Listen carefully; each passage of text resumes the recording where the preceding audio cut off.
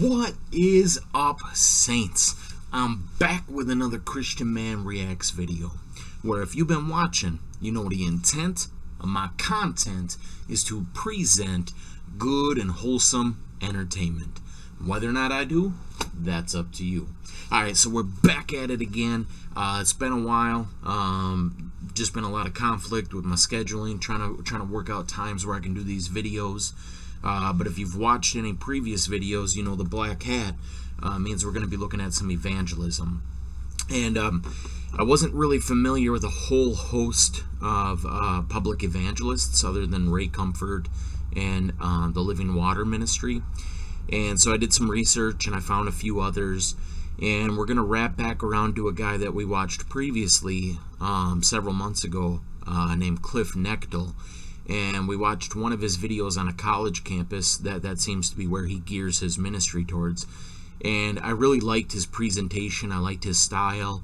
I liked just his I don't know what you would call it, his tenor, his demeanor, his just his overall presentation. I really enjoyed what he did, and he was speaking the truth. He was speaking biblical truth in a gentle but confident way, doing apologetics in the right way. And so I'm kind of excited to get back around to looking at another one of his videos. I was trying to find clips. His YouTube channel has a lot of half-hour videos, and of course we ain't got time for that. So I was looking for clips, and the only clips I could find were like, you know, between 2, 3, 4 minutes. Typically I try to do a little bit longer than that. I like to make sure these videos are at least, I don't know, I guess maybe it's just in my mind. I feel like it's got to be like 15 minutes to be worth my time, in between my intro, the video, my commentary, and my outro. So these shorter videos, but then as I'm thinking about it, you know, a lot of the music videos we do are in that same time frame, and those work out fine. So but yeah, so I'm excited to get into it. You know, I haven't seen anything from this gentleman other than the first time, the first video we looked at. So anyways, I guess without further ado, I got the Polar Seltzer Water, raspberry lime flavor. So we're ready to go. Let's do this. Alright, so here we go. We got, this is from his official channel, I believe, called Ask Cliff. And it's got this logo here, Give Me an Answer. So I don't know if that's the name of his ministry or what it is, but this one here, it's called What Goodness Is, What Is Good, and What Is Evil. So interesting question, especially on a college campus where students are probably taught a philosophy of moral relativism, that what's true for you doesn't necessarily mean it's true for anybody else. So in that kind of mindset, you define your own goodness and your own evil, which is really a catch-22, because they really don't hold to that. Like, a lot of them would probably say society defines what's good and evil, but what about when a society says it's okay to cannibalize? What about when a society says it's okay to murder Jews? What about when a society says it's okay to have multiple wives? What about a society where it says it's okay to do forced abortions, or rape is okay? Does that make it good? And so you really push people into corner. If they're really going to hold to society determining what's right and wrong, they would have to say, yes, there's nothing wrong with murdering Jews if society decides it. So, which just screams against conscience. You know, they're suppressing truth and unrighteousness. Like, your conscience is very aware of what's right and wrong. Just the idea of murder itself, like, it screams within you, this is wrong, regardless of what society says. If I determine what's right and wrong, if I determine what's good for me, then I can take advantage of everybody. If I decide stealing's not wrong, who are you to tell me I can't take your wallet? You know, if I decide rape and adultery is okay, who are you to tell me I can't take your wife? You know, that moral relative idea just doesn't work in society. Because man is inherently evil, if we determine what's right and wrong, then might makes right, and the strongest will dictate the rules. The strongest will become an emperor, a dictator, and will take whatever he wants and suppress everybody else. That's the way society has always functioned when people throw away objective morality, the biblical morality that comes from God, that comes from outside of our universe, outside of self. So I'm interested to see how he addresses this issue here. So without further ado, let's jump into it. I don't know. I'm not religious myself, but for me, it's just like I'm a good person because like I think people just have value as people. Like not that it's like given to them divinely, but just like they're here, we're all in the same boat. It's just like all right. And I like you. Why? Because you're honest enough to be in touch with the real you. Not always. I think you're like me, and at times we part company with a real us, and we do some pretty crazy, stupid things. And we regret it later, we experience guilt. But you know very well that you know what goodness is. And that is one of the strongest pieces of evidence that some type of God, not Jesus, Jesus is not part of the discussion right now. It is atheism and theism. But because you know that goodness is real, that is one of the clearest pieces of evidence that's... So he's building a foundation, I guess, which is kind of like what Paul did with the Greeks. So like I feel apologetics, like the not apologetics itself, because I believe apologetics, as far as convincing people, is for the believer, not the non-believer. Apologetics, which is arguments for the faith, arguments to prove the faith, help us solidify our faith. Make our faith reasonable and logical and sensible to us. When we hear clever schemes and arguments from the world and from the devil, and then we learn how reasonable and logical our faith is and how we can overcome those arguments, that helps solidify our faith. Not that it needs it.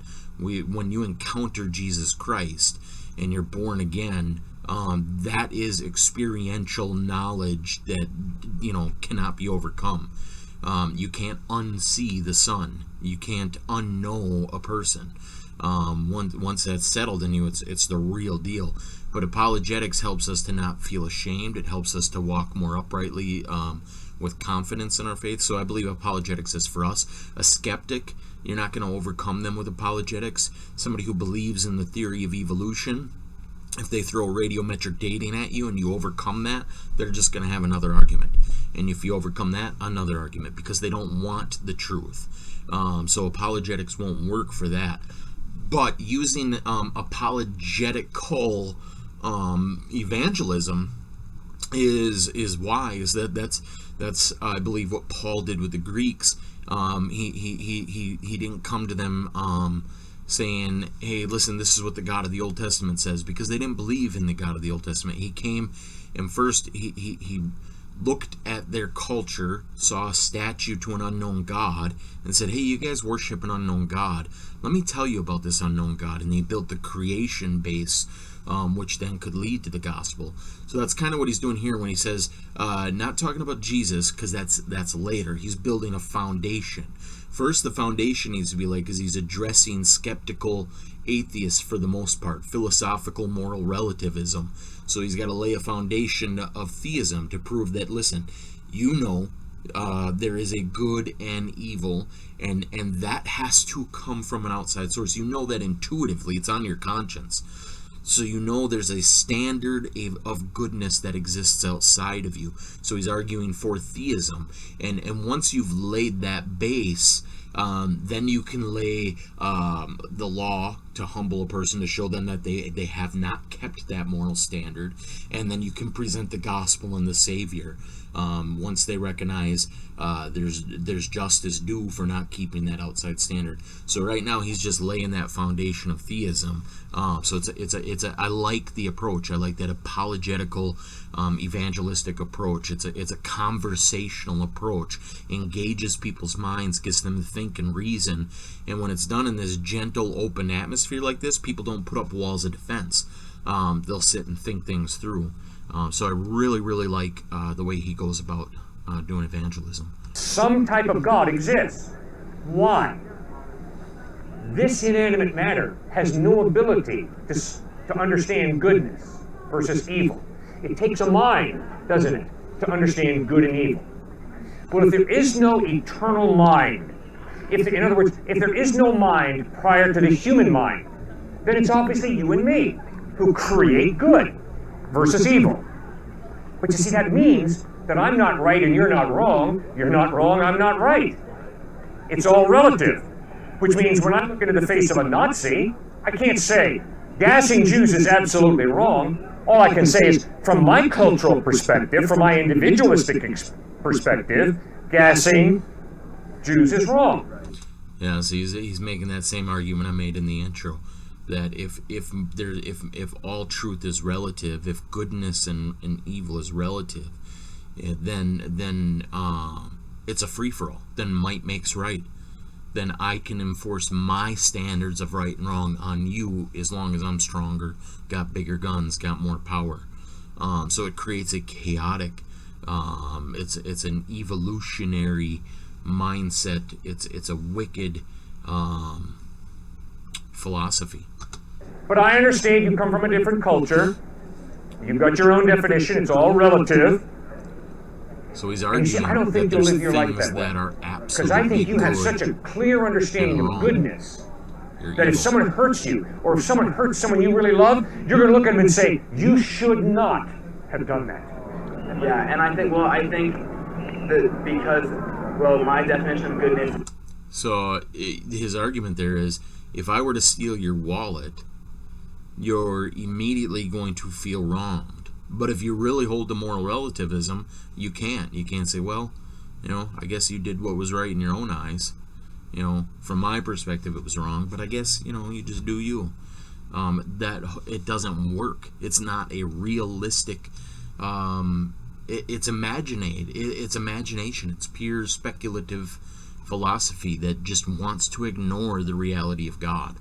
Is subject to change, like you're right, but it's more just like a daily battle to try and do the right thing. And I think everybody does it. No one wants to be a bad person, and but I think I think what you're saying is that conscience, guilt comes from a higher power, and it's not just something that could be evolved per se. Okay, good.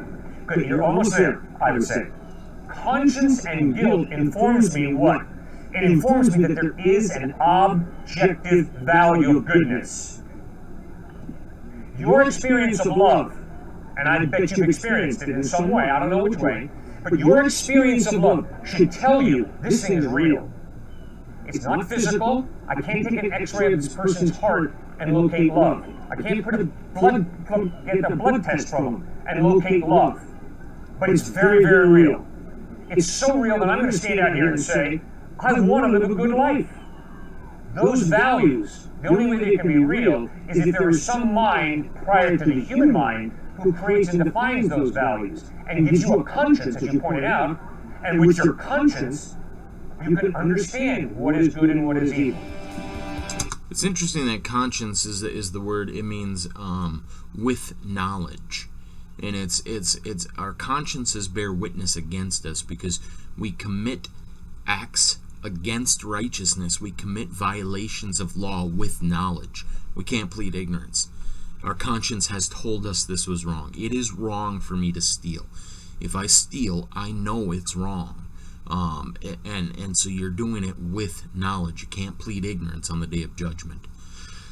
But yeah, that was a short video, so we'll wrap it up there. Alright, so that was another look at Cliff Knechtle. Like I say, I really enjoy his style and his presentation. I think you'd probably have to watch his full videos in order to get the complete message. These little clips just give us a taste of his style, and I like his style. So I would have no problem, to an extent, recommending that people watch Cliff Knechtle for evangelism. When I say to an extent, I haven't yet heard him present the gospel. But